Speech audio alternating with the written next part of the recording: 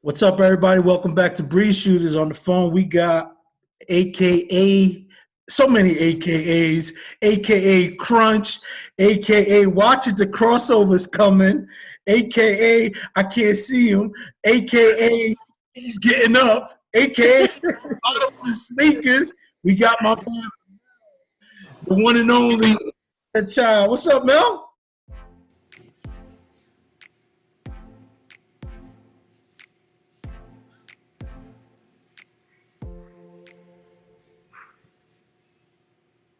What's going on? How you feeling, brother? Long time I haven't heard from you. How's everything, man?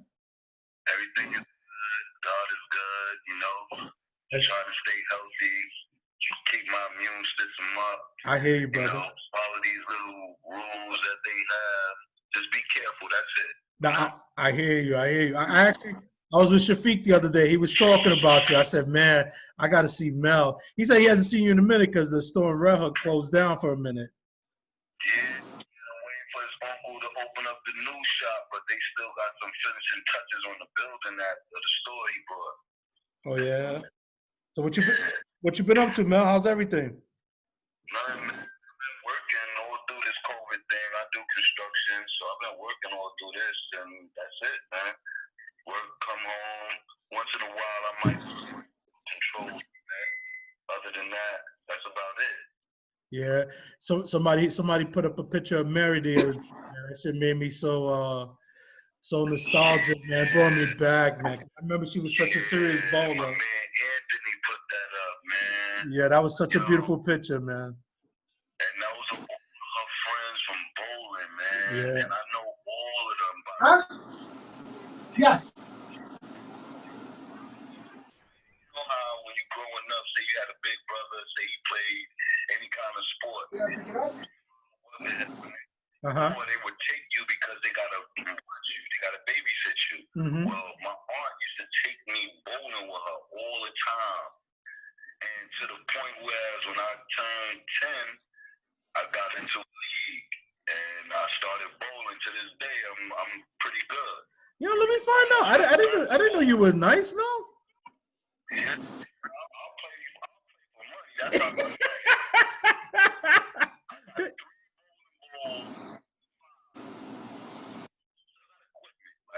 I spent money in there. Wow. hey, wait, where you remember Chris, right? Chris Soto? Yeah. Now, because everybody usually forgets him. He got no jump shot, so it's easy to forget. Stop it, man. Stop it.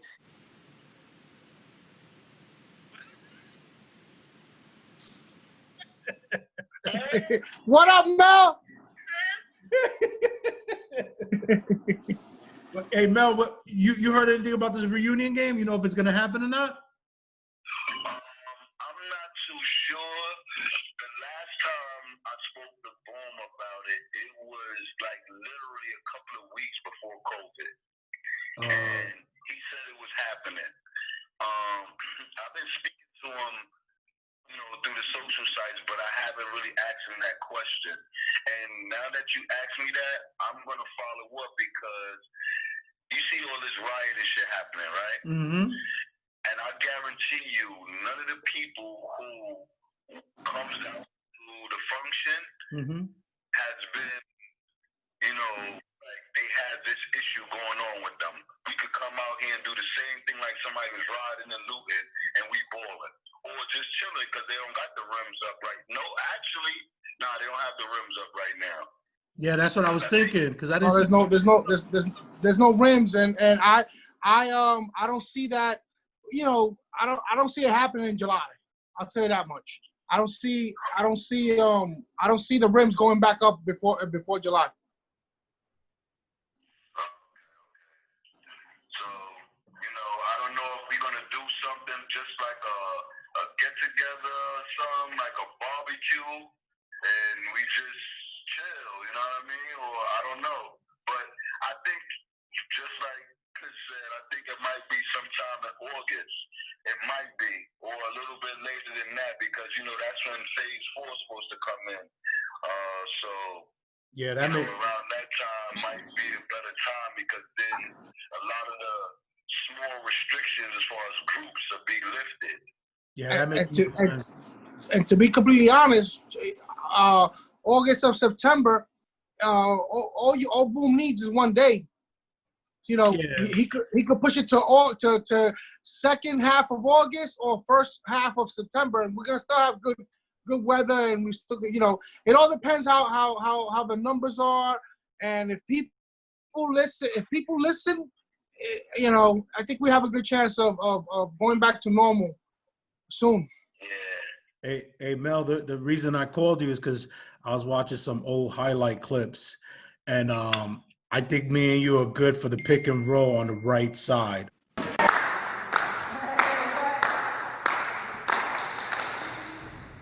On the right side. If we do it to the left, I got to pass it out. But you know what? As a point guard, I know that. I encourage all the time. And if I do it on the left, I might make a quick some kind of cut. You're friendly with the ball. Hey Mel, man, it was nice hearing from you, brother, man. I wish you all the best, and I can't wait till this reunion game so we can catch up, man. Yo, facts, Yeah. man. Facts. I got you on the first nut crack. Always love, Mel. Always, man. Always. I hope to be on the next one too, the up and coming ones. You know what I mean? Where I can sit there. Yes, sir. No, absolutely. We're gonna do one up in Sunset, and we're gonna have time for everybody. All right, Mel, be good, brother. Stay up. You too. You and the fam, man. You both be up. All right, cool. Be good.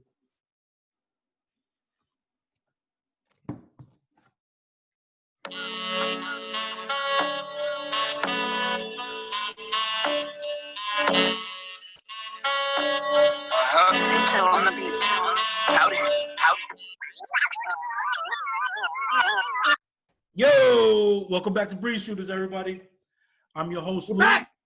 Oh, shit, energy. You know what that means. Shit, it's about to get turned up.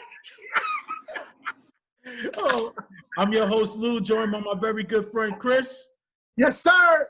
We're the show that brings you news, sports, poker, and everything in between. We love the tweeters. And what's that shirt again, Chris? Educate me. That is the... Oh, no. Now, this is El Coquí. El Coquí. But back in Taino drawings. Okay. Hieroglyphics. Oh, God. I'm going to rewind that one. Hieroglyphics. You know what the fuck I'm talking about. The educated people that watch this show know that you can make the connection. Is that I got a condition. Who got killed, man? Connor! Who died, Lee? You! Detective, you? Not you! You! Who?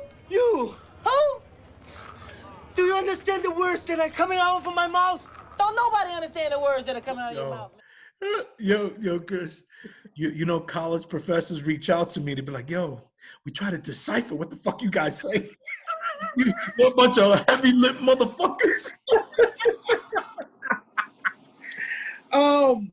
Yo, so what's going on, brother? How's everything, man? What you been up to?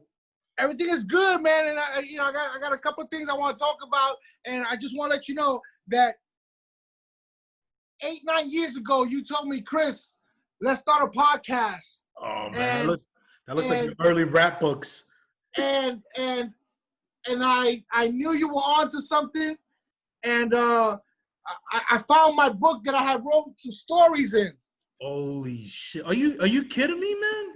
No bullshit, man. No bullshit. Stories, man. Stories. I thought Cookie threw that shit in the oven. No. Listen, I'm pretty sure if she would have saw it, she would have burned it. But no, it was hidden very well. I even got a fried chicken recipe here.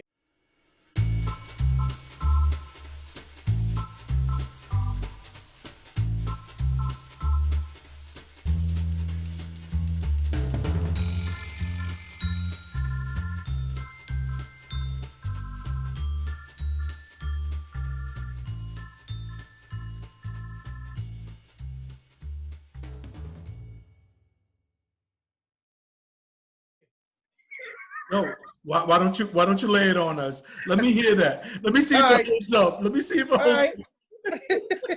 Here we go. Got to put my Tom Fords on. I'm sorry, people. Cows. All right, here we go. What we're gonna do for this fried chicken? We're gonna prepare a marinade, and this is a puree marinade. So we're gonna puree onions, garlic, vinegar, olive oil, rosemary, pepper and salt, lemons, paprika, and hot sauce. That's gonna be the puree. That's gonna be the marinade. Then we're gonna get like whenever I do a marinades, I wanna stick with the thighs. I want to stick with the legs. You know, maybe some wings, but the thighs are the most juiciest part of the chicken. So after that, so I marinate the chicken for 24 hours, right? When I'm ready to put them on the grill, this is a little reminder. I'm gonna take seasoned flour with thyme, dry rosemary, pepper, and salt, and I'm gonna coat them. I'm gonna coat take them out the marinade.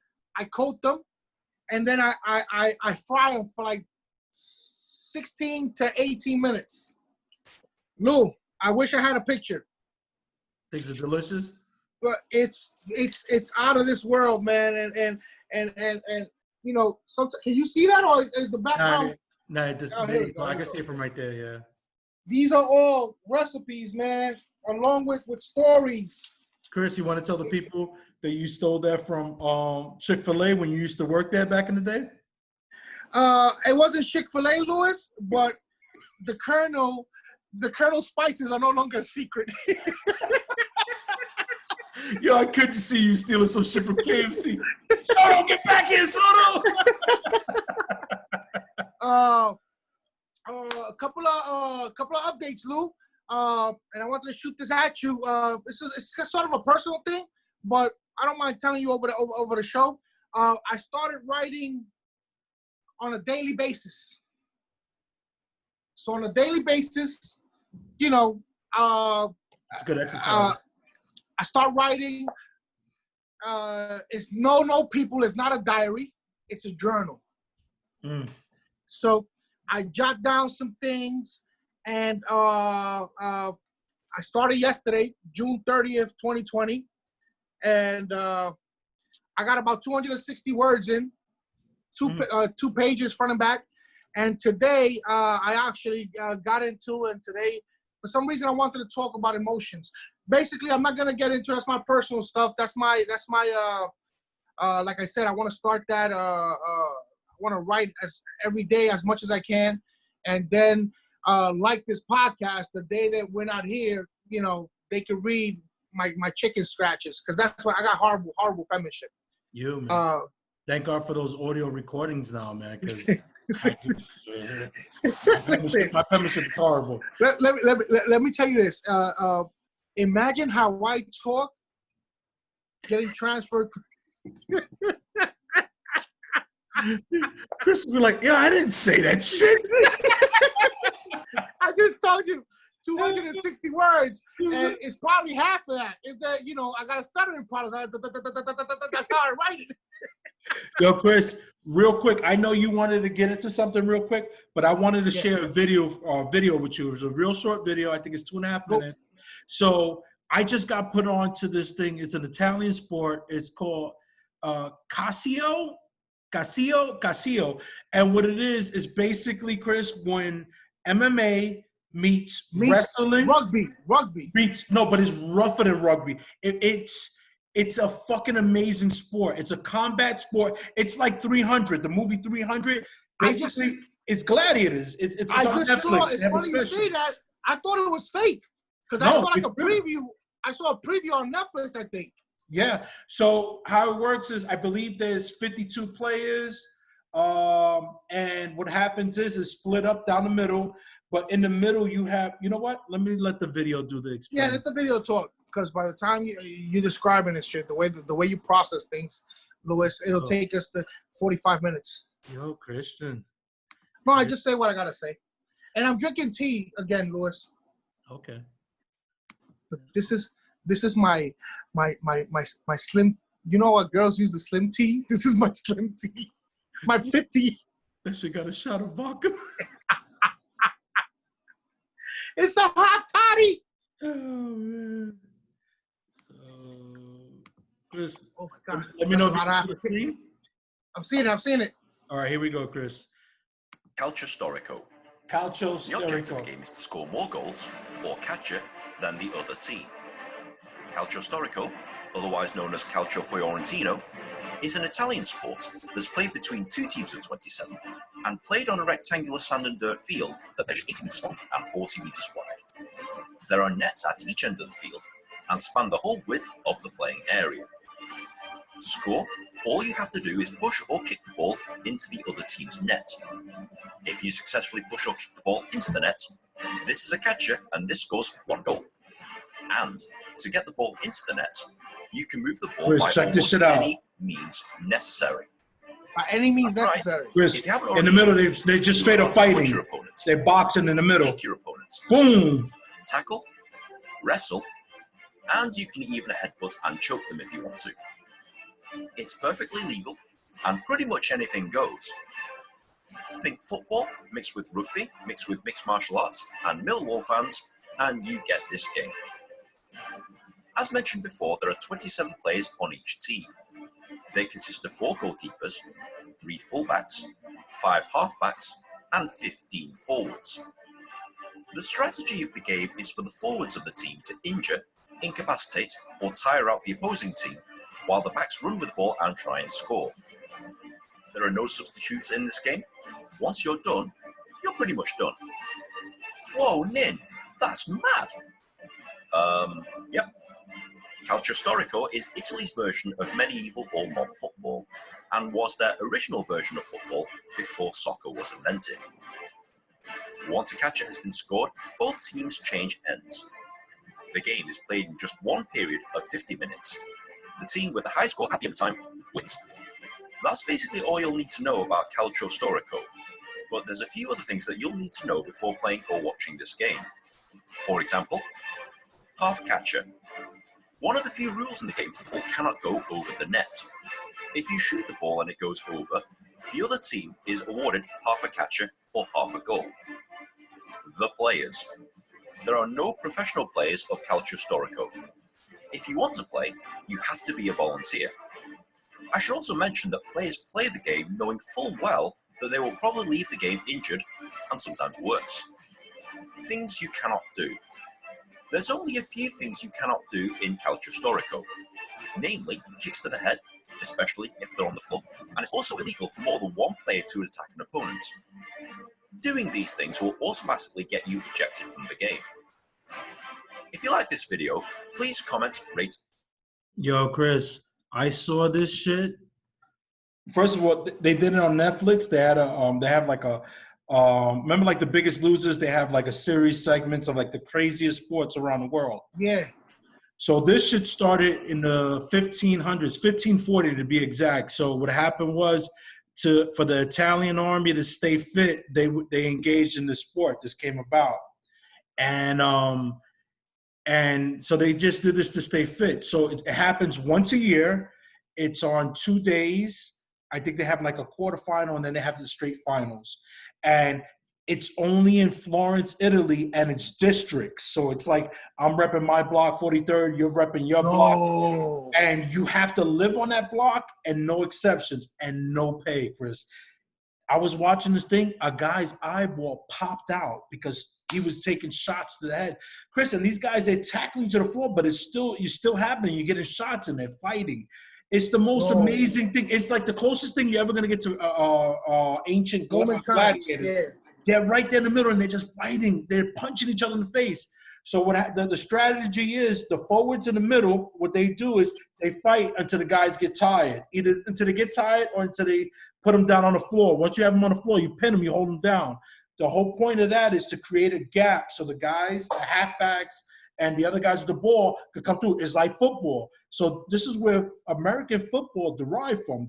Pretty much this was like the template. They used that. Yes. But the strategy is the same. You create a gap, the guy runs, and then their second line of defense tries to knock the shit out of them. But if you watch the video, Chris, guys are flying across the field, full speed, jumping in the air, kicking guys right in the head, boom, knocking them down. It's the wildest shit ever. It's worth the watch. It's on Netflix, or you can also YouTube it.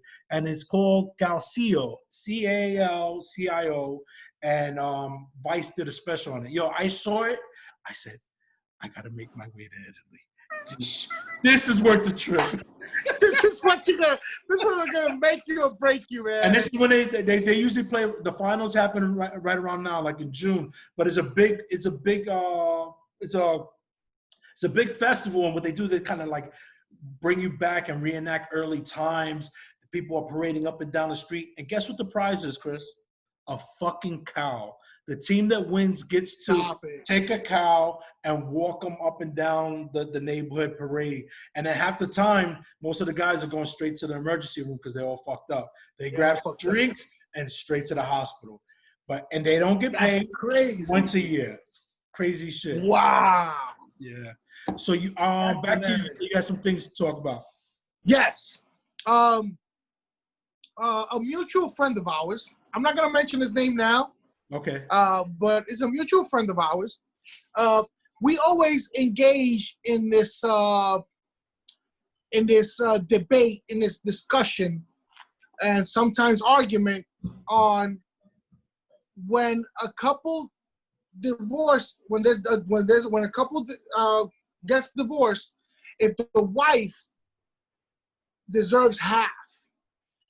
Like, he's against it, and I told him, and I want to have the conversation with you, and I told him it varies, and this is an ongoing thing between me and him. It had died down because I guess it first started when Chris Rock got divorced, and then we spoke about. Was it Paul McCartney also, and Mel Gibson, that had very expensive divorce settlements? I know Mel Gibson was going through something that was bad. Braveheart. Oh! So the thing is, same after that, man. No, he wasn't. You haven't even seen him. So the thing is, I think his was like 500, or some ridiculous number. But what I'm trying to tell our friend is, it almost slipped. My name almost slipped. Is that it varies. So, I don't know if I should give you I'm going to give you my point of view, and then you tell me what you think. So what happens? My explanation he says that, okay, because this is how it came up after this conversation's been dormant for a couple of years now. And it came up because Dr. Dre, I saw that Dr. Dre is getting a divorce from his wife of 24 years, which I believe they have 2 kids. Now, I don't want to, because I really don't, I'm not sure of the information, but it was said at one point when that Beats situation was happening, that it was a documentary that happened that said that he used to beat on his baby moms or something like that. Oh, okay. I don't know. Yeah, like I said, I'm not saying. I'm just saying what I heard, and what was out there. So, I don't know if this is his first baby moms. Does he have 2 different baby moms? But what I was telling our friend was, I started doing the math. So this was his text. He sends me the article, and he says, does she deserve half? He's worth $800 million. You're telling me she should get $400 million? So my first question was, how long were they together? 24 years. Okay. See, I think Dr. Dre is in his 50s already. Am I right? Yeah, he's damn near either 50 or early 50s. He's up there. So if I deduct the 24 years, and I'm gonna connect the dots for you in a minute. If I deduct the 24 years from Dr. Dre's life, I want to see, was she there at the beginning? She was pretty close. I know him, Snoop, and that whole NWA thing that took off when they were like teenagers. So they were real young. But then that was their label. Then he went later on. He went with Suge Knight. With the Death Row people. With Death Row, but I think at that point he had surrendered everything because he just wanted to get away from them. And there then you after go. that point is when he really started to make money. So I would say he was somewhere in his early 20s. He was definitely probably dating her at the time. They were together. Okay. That's when it started Perfect. to take off. Perfect. So I told him, I said, if she was with him when he first started his rise to the I think she deserves half, because you know, it's like the comedian, the actor who you know, who has to wait tables until his big break comes. My thing is, now whoever Dr. Dre marries now, 10 years from now, that person doesn't deserve half of what he got, because he's already Dr. Dre. He's already he already built his brand, his fortune. Absolutely. But if I'm going through that process with you, if the woman is going through that process with you, I believe she deserves half. He says, no way. No. Maybe 100 million instead of half, which is not a bad number, but still, it's not. We're not talking about number. What his question was, his argument with me is, does she deserve 50%? So now I ask you, my stance is what I just explained to you. If when you start your rise, when you start your rise, if I'm with you, and I'm with you when you're grinding, then when you make it big, then I believe it should be 50%. He says under no circumstances they should get 50%. I think that's a deeper question. You got to look at how he values his partner. Most partners, they build together. They build the foundation. Even though that person's not there at the workplace, they do at home the necessary things to support that person to make sure they're right. Either they're doing the research, they're doing the coaching in the background, or they're just providing an environment for that person to keep on doing what they're doing. So it's something in the shadows that might not be seen, but they're just as important. And to go to your point, if you want to get legal with it, it says the New York domestic relation law says that all property and assets acquired during a marriage are marital property, regardless whether the property is held in the names of both spouses and in the name of one spouse. So that means as soon as you're married, and from that point on, whatever you have developed, that's the joint thing. Look at Jeff Bezos. He divorced his wife. She's the richest woman in the world. That's how much do that. So, you know, that's the rules of the game. Unless you sign an agreement, and then that's a totally different ball game. That's a different story. See, and the thing is, our friend, you know, he says I'm a hypocrite when it comes to this, and he brings up, you know, I said, listen, at the end of the day, I'm not a hypocrite because, you know, 50% of what? No, of what identity? There you go. Who did she marry? Who did she marry? Yeah, you know, that's a great point. So, you know, so he thinks because of my past relationship that I'm a hypocrite. No, I'm not. You know, at the end of the day, you know, it's what like you said, whatever was acquired after, it's 50-50. There's no ifs, ands, or buts about it. But he's so passionate about this that this is the funny part of the story, people. He's so passionate about this that he gave me hypothetical examples. He gave me so then he goes, and I know he values my friendship. At the end he goes, you know what, Chris, I'm gonna hang up. I said, yo, but why you getting mad? You know, we're having a conversation. No. You know what? I've been learning from you. You've been telling me a few things, and one of the things you tell me is to breathe. Since I'm not gonna get frustrated. I'm gonna breathe and I'm gonna hang up. And I'm like, really? We're having a conversation. How is it that I break you down with facts and you get frustrated? No, that's not right. At the end of the day, if a woman started with you when you had nothing and then you become a freaking megastar, she deserves half or damn near close to it. You know how you flip it on them? Go like this. Hypothetically, let's say you get married to a lady and she wins the lotto. You don't think you deserve half of that money? You guys are legally married.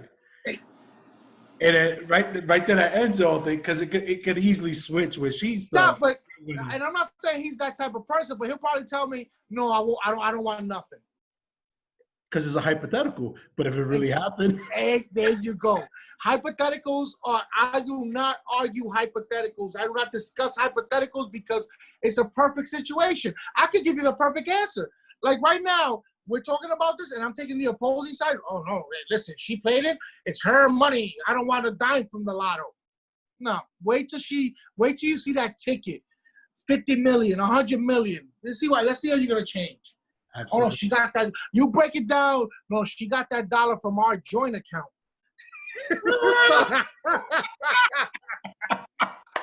Yo, that's when shit gets real technical. No, I found that dollar on the way to the store.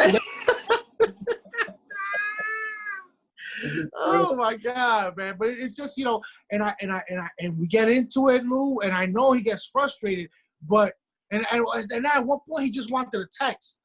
You cannot have this conversation through text. Too much. It's too much. It's too much. A lot of thought goes into it, and it's just better to go back and forth, old-fashioned way. But at the end of the day, Chris, it's good that you're having those conversations anyway because it's a healthy exercise. A healthy exercise because you could really share your wisdom, your experiences. Because a lot of times a young guy can't see it because he hasn't been there. He hasn't been through the war with a partner to understand the value, and then of having that person there to have your back and to support you and raise your kids and do all that stuff. So, yeah, it's just a difference of opinions and experiences. Yeah, but see, exactly, and I'm glad. This is why I fuck with you, Lou, because you see the whole picture. We started. It's funny, man, because we go back, and this has to do with the. Are we good with time? We got about 7 minutes. We're good. All right. So basically, I would tell him, because the 50-50 thing, he at the beginning he'll try to break it down to what does a housewife do. I said, yo, Rain. Should have said that word first of all. So I tell him, listen to me. That's work. And you know what? You know the feeling of you coming home from. I'm sorry. Can I jump in? That doesn't even exist anymore in a lot of relationships. It's not to say inflation is so high that most couples both have to work. It's not a situation where a woman can stay home anymore. That's a fucking luxury. If a couple could do that, it's an absolute luxury. So now both couples are working and your partner is still coming home and attending to the family and still making a meal. So if anything, her 50% is more than justifiable, That right there, you just took it to another level. Yeah. I wanted to keep it as simple as back in our parents' time, where most of the time the woman will stay. So what happens? So I tell them, listen to me. That's work. The peace of mind that you have that you work. And let's just say you work an 8-hour day. That 8-hour day becomes a 10-hour day with commute, and you're coming home, and everything is done. Clean house, laundry, your food is there. That's work. But throughout the whole day, so he breaks it down to it's 2 hours a day. The housework. And I'm like, you're wrong, bro. You're wrong. So I don't know, but it's funny stuff because life is funny, and to me, having the peace of mind. If you don't have that, let's just say, your wife puts in more hours than you. Let's go to your thing. Now you got home before her. What are you gonna do? And it happens. I got to start cooking. I got to start getting. That's a true partnership. Yeah, see, but I don't see that. I don't. He doesn't. He's fine with that. He has a problem with the woman staying home, and he says that that's not a job. I said raising kids, keeping a clean household, everything. It's a job. It's a job, brother. It's a job. The male chauvinist. But I wanted to throw it out there because it's all connected. And I love this dude. I've had a lot of conversations. He went as far as to tell me, look, you're almost perfect. I said, what? He goes, 14 out of 15 points, you're dead right. But on this one, you're wrong. I said, come on, son, stop it now. I know I'm right. And I hit him with the common sense, and then I hit him with the law like you just did, like what you just read. You know? True. That's so true. Everyone, thank you for joining us for another episode of Breeze Shooters. Mel, thank you for jumping on with us. And Chris. Midnight! Always love. And Chris's buddy there. The truth shall set you free, man. With that being said, real quick, Chris, I'm sorry. I forgot to